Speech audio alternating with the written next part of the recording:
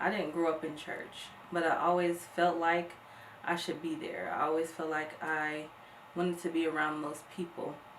I felt like they had something that I lacked.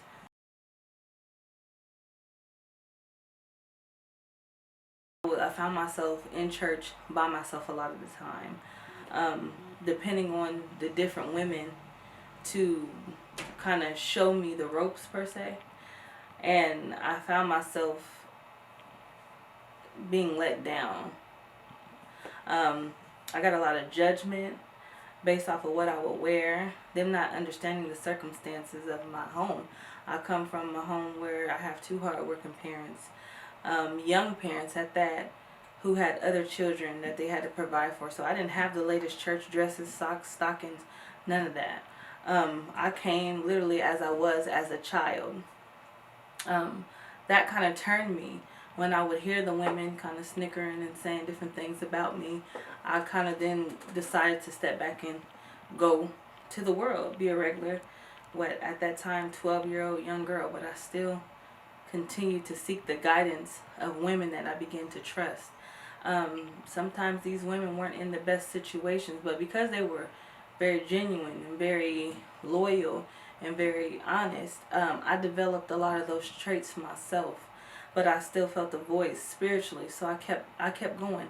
When you feel a void, either for me anyways, when I felt that void, I tried different things, different lifestyles, different belief systems even, to kind of find out what I was missing. That was a long road, and it was full of darkness, but I started to understand when I got older that that road of darkness turned in. It was a tunnel of darkness, but at the end it was light for me. After I had my first child out of wedlock, like most of America today, first child out of wedlock, I began to understand more of the meaning of life, and that I was no longer living for myself, especially after her dad was murdered. Then I really started to understand I didn't even really know who I was. So in an attempt to kind of get away from it all, my family moved to Texas on their own, and I followed suit. In that time, I had a lot of isolation. I had a lot of time to myself. I had a lot of time to think. I had a lot of time to gather me. And then in that time, I began to come into who I was as a woman. At, I believe I was 23 years old then. I started to come into who I was as a woman, and I still kept feeling this void of who I really was. And so I began to search again for God.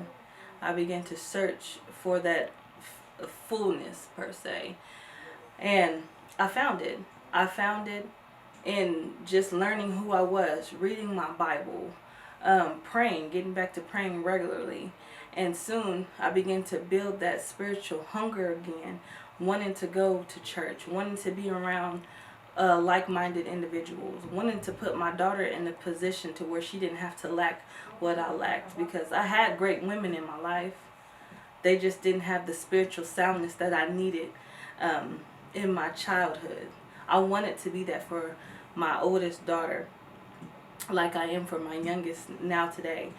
And so I went to church, and that's when God started to really shift and show me who I was and who He had called me to be from the beginning. So I say that because sometimes we think that because we fall, and sometimes we stray away, and that life takes us through different things, and the world will tell you, even some church people will tell you, this is not your position, or that you don't belong here, or that you don't have the knowledge to really lead, or you don't have the knowledge to do ministry. You do. You have the heart. You have the heart, and you have the love to give to others, just as Jesus has given to you. And so once you pursue that love for Jesus, you begin to have a love for yourself. And so you'll find yourself wanting to show and give others that love. So if you're looking for that, don't think that when you come to Exodus Church, we're going to judge you. We're not. We're going to love on you, and we're going to love on you right where you are. And it's not our job to show you who you are. Our job is to show you how Jesus transformed us, and then maybe you will give Jesus a chance to transform you. It's not, like my husband has stated plenty times to me in our own personal conversations, it's not about rules, regulations, what you wear, how you speak, what you have in your past, or even in your present. It's about what Jesus wants to do in your life right now and going forward in the future.